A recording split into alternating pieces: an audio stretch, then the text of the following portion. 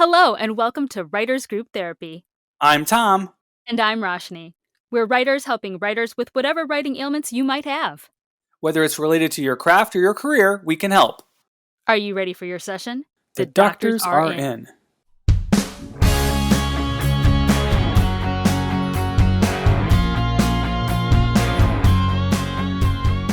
Today we've got Richie Billing on our show. Richie is a fantasy author. His debut, Pariah's Lament, was released in March of 2021. He's also a fellow podcaster. His podcast is called The Fantasy Writers Toolshed, which is a spin-off of his book, The Fantasy Writers Handbook. He's an editor, digital marketer, and creative writing teacher, and one of his short fiction stories was adapted for BBC Radio. Welcome to the show, Richie. Thank you very much for having me. It's great to be here. Yay!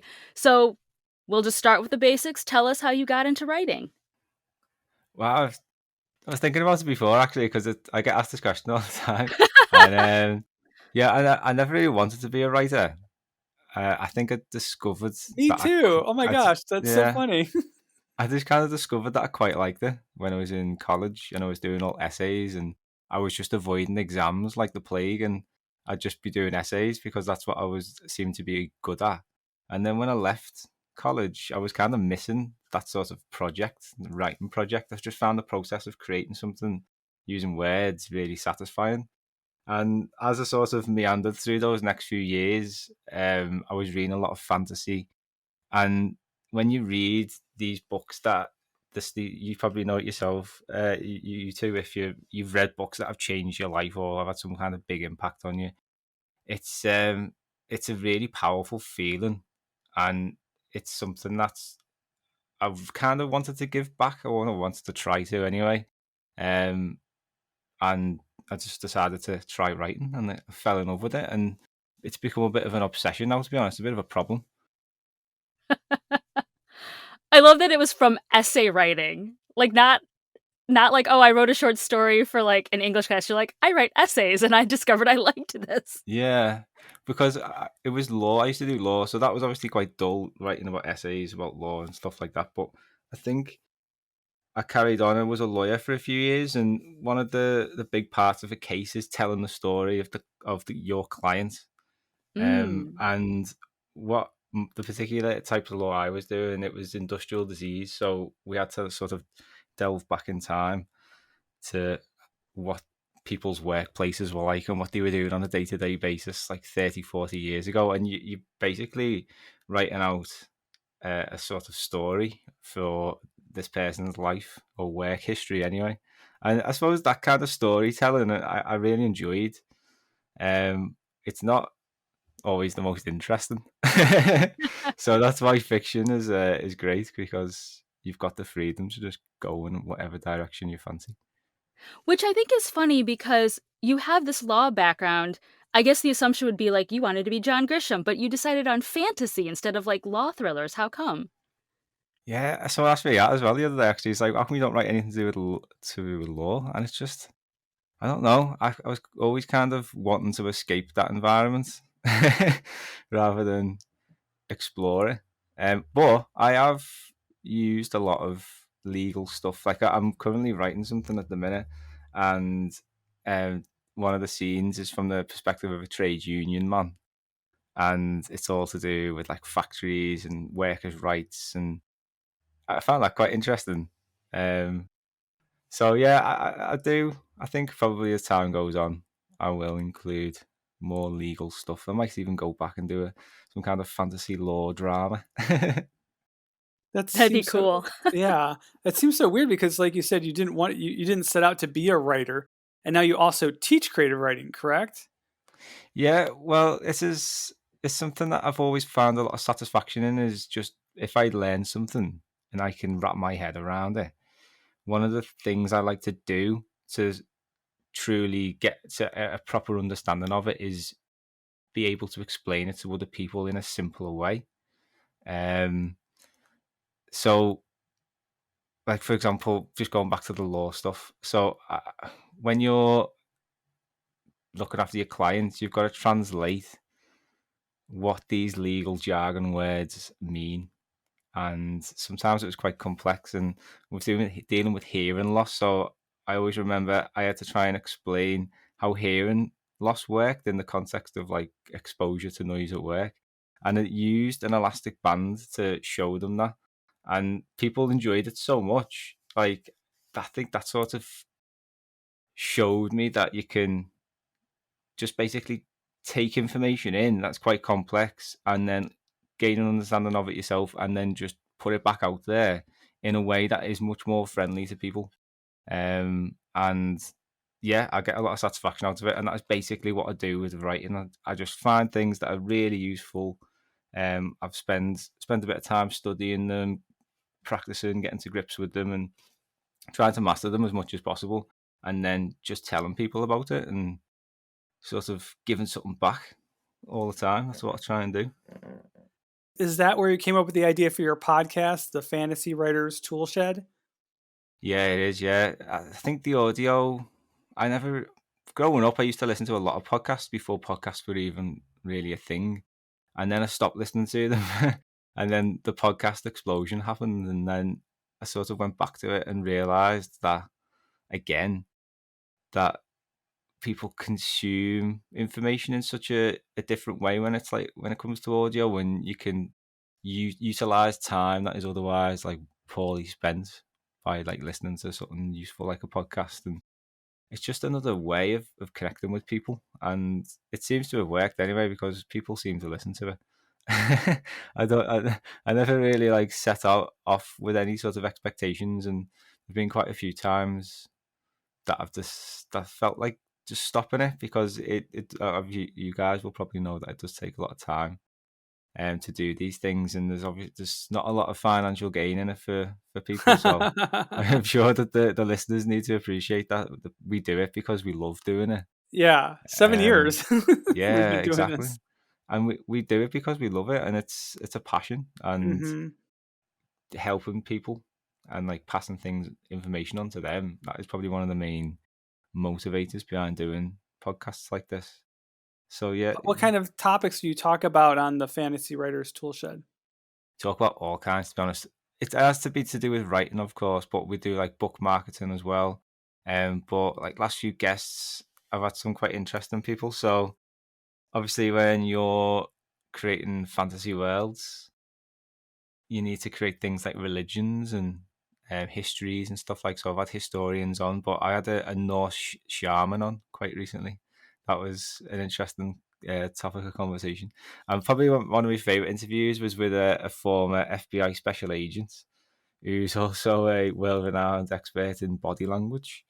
And I decided that I wanted to cover the topic of body language, particularly in the context of writing, because it's such a powerful way to show emotions, or like how people are feeling, or what they could be about to do, without really telling the reader, because that's a big thing, isn't it? One of them things is show not tell, and I find body language is a great way to overcome that. So I thought I'd get a body language expert on, and I just did a bit of research and found that he was a pretty popular figure in that field. And yeah, he was a great interview. So yeah, talk about anything to do with writing.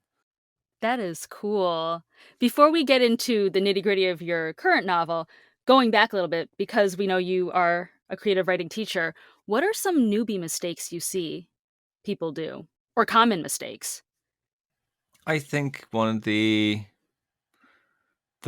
biggest thing that I've seen recently is that people have started drafting and then stopping.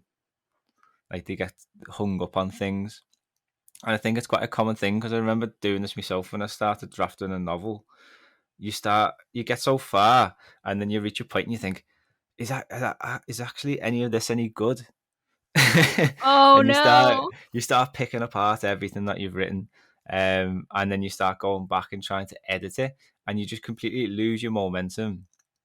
And one of the best things to do when you're starting out is just to get the draft out and to Yeah. finish the project. And like short stories are great for that, because you can nail them quite quickly. So I think going for a novel is quite a difficult first step if you're getting started out with writing. But yeah, a lot of common mistakes by new writers seem to be starting a project, stopping partway through it, questioning everything, having a bit of an existential crisis, and then giving up. Whereas just focus, just the task with the first draft is just to get to the end and to tell yourself the story, and then editing is for fixing it all. And I think it's easier then when you've got something to work with. You can think, all right, this sentence doesn't quite work. What is wrong with it?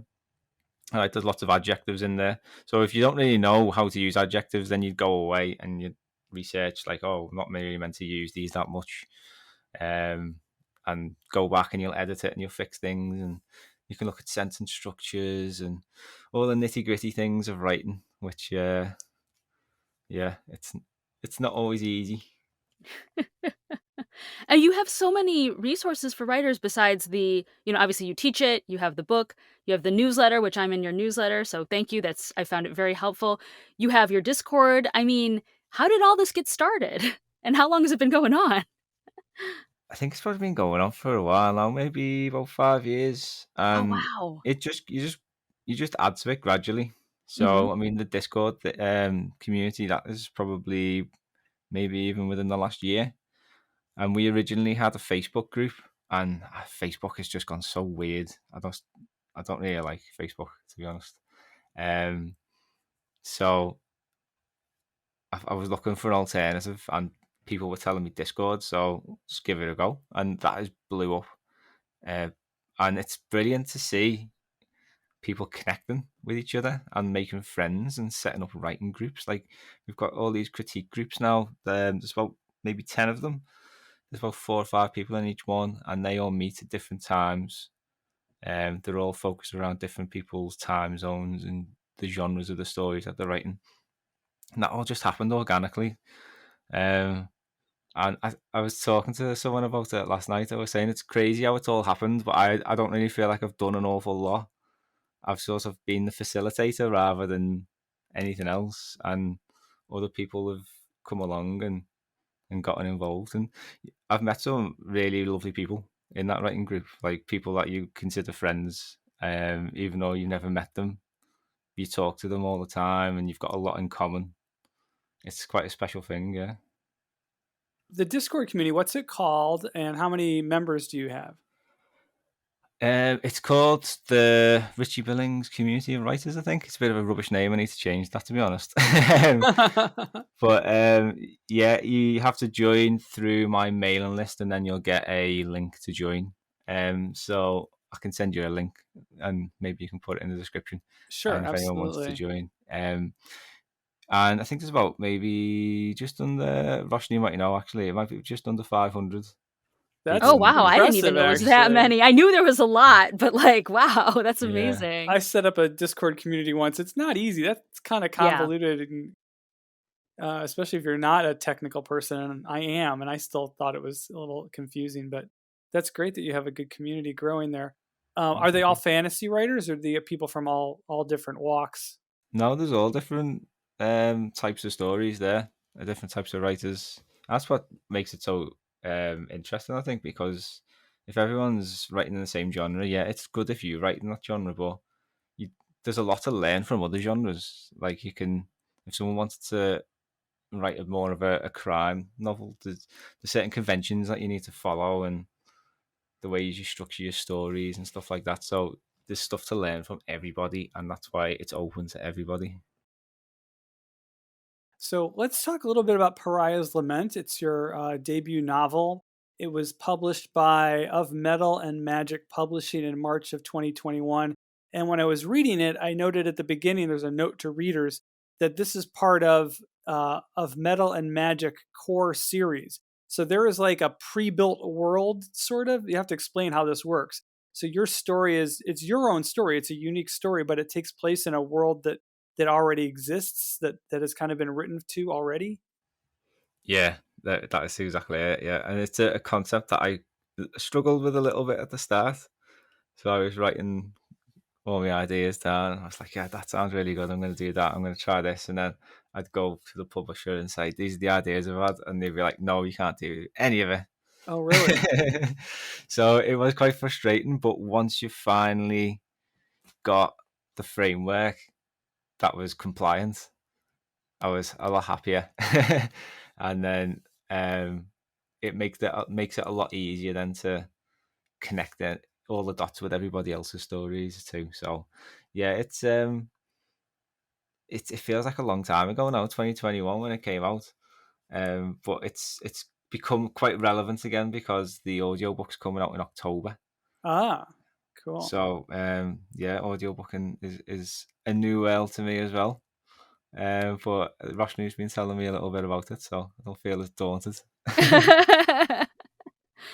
I mean, speaking of the audiobook, how involved are you in that creative process? I'm assuming you got to listen to the auditions and stuff, right? Yeah, I was just literally I was the equivalent of Simon Cowell, I suppose, in American Idol. Just watching the auditions and listening to the auditions, and there was some really really good people. It was quite hard to pick, to be honest, and Oh. it's really impressive.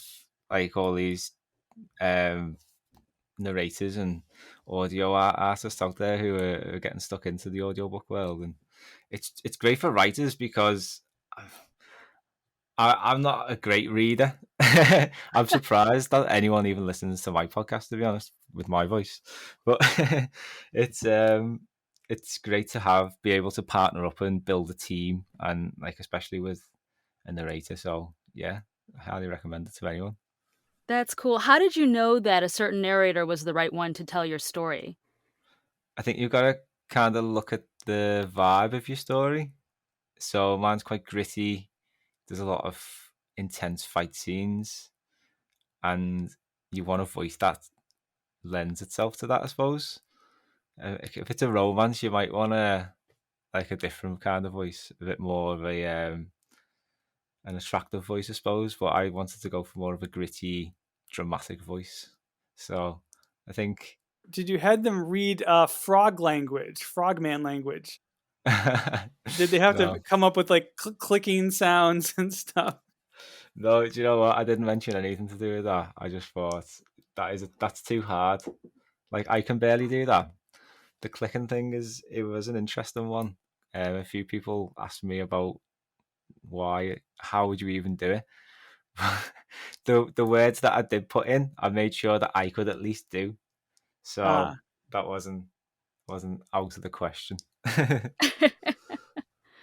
So let's talk a bit about your publishing journey. How did you find the publisher for Pariah's Lament? I'm assuming, did you work in tandem with the other authors, or you guys just all got your prompts and that's it?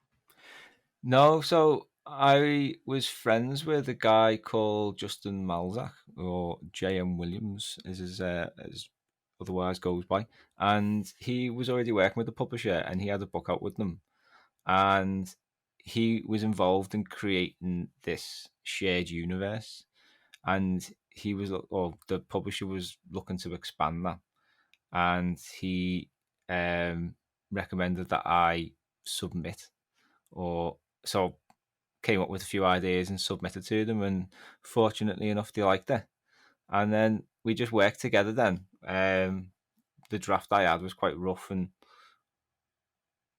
that was probably a good thing because I had to change an awful lot of it to fit in with the framework and the rest of the stories that had already been published too.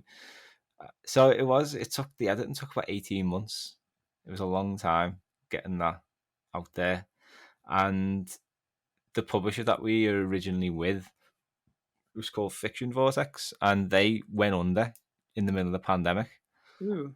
So Ouch. Justin managed to take all the contracts and honor them, and set up of Metal and Magic, and it's been growing really well. They've published quite a lot of books, and the reception's been great to what they have been doing. I think the shared universe concept is really appealing to people, because if they finish a book by one author and they really like that world, they can dive into a completely different book by a completely different author, but you're going to see all these references and all the same kind of places.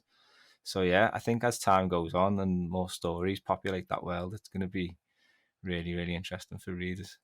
Yeah, it reminds me of I used to read a lot of Star Trek novels, and if you like the overall world that things live in, you can pick up books by a dozen different authors, and you get, a similar, some you might like better than other, but you get the same universe. It's easy to get into them, but you have also, it creates a larger volume of material that you can enjoy.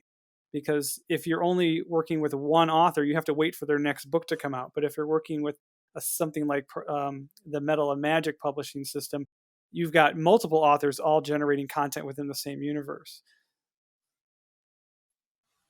Yeah, I think Justin was a big fan of Star Wars as well, and they have a lot of novels that are similar to the Star Trek ones. So I can see where the ideas come from. But I love it. I think it's a great idea. And then once like I think probably about a year ago, there was someone who was just writing their new novel and wanted to integrate it with mine. So we had to sit down together and try and work out how we can weave things into place, and that was really fun. So I'm still involved, even though that book's out and it's done.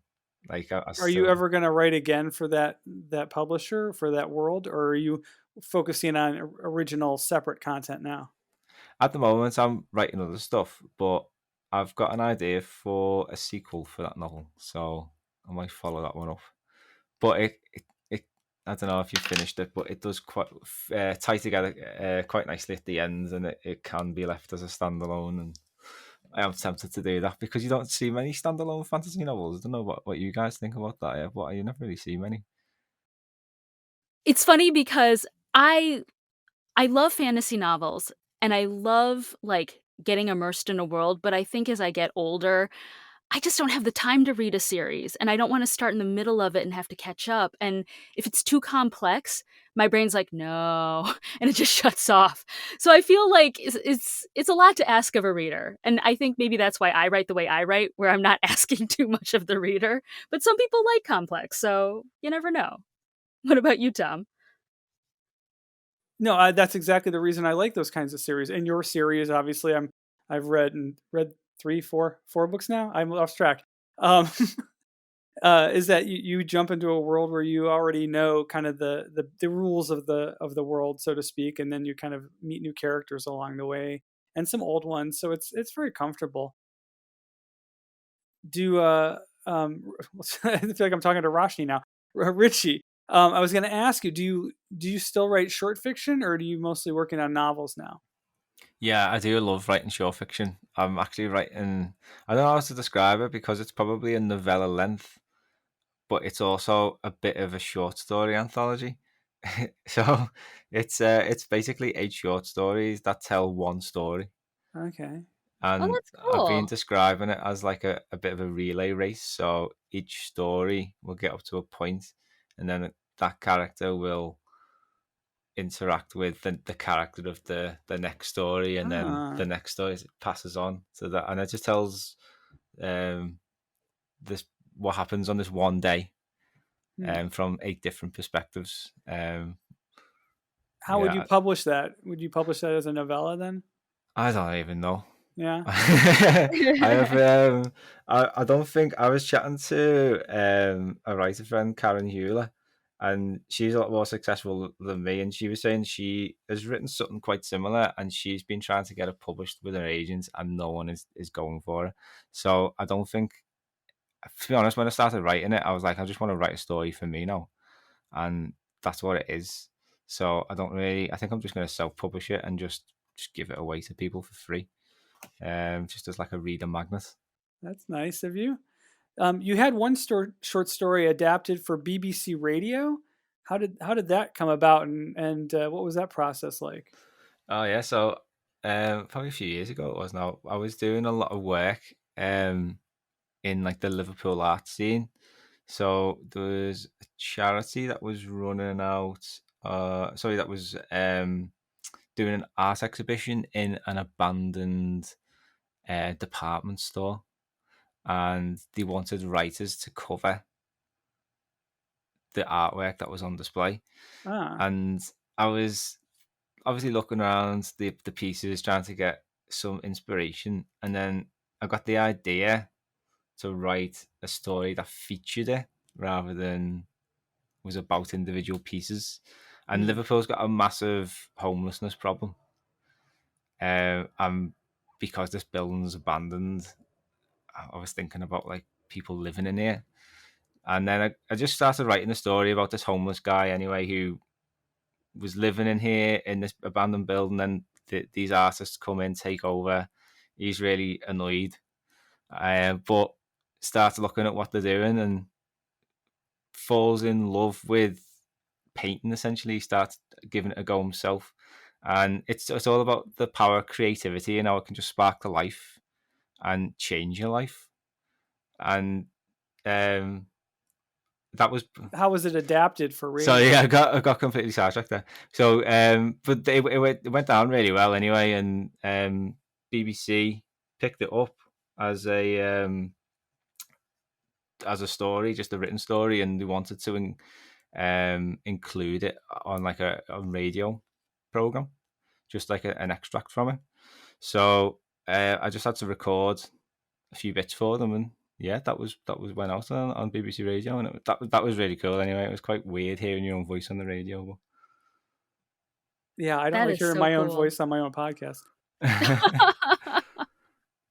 That is so cool. So, Richie, if people want to find you, find your community, find your resources, find Pariah's Lament, where can they do all that? Yeah, the best place to go is richiebilling.com.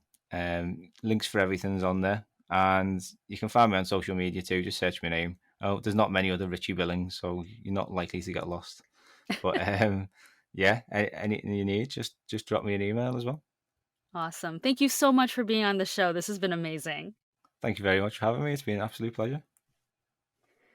All right. So, guys, make sure you check out Richie's work online. You can check us out at WG Therapy on Instagram, X now. I think that's what we're going with. And all the other social places, and writersgrouptherapy.com online. And we will see you in a few weeks.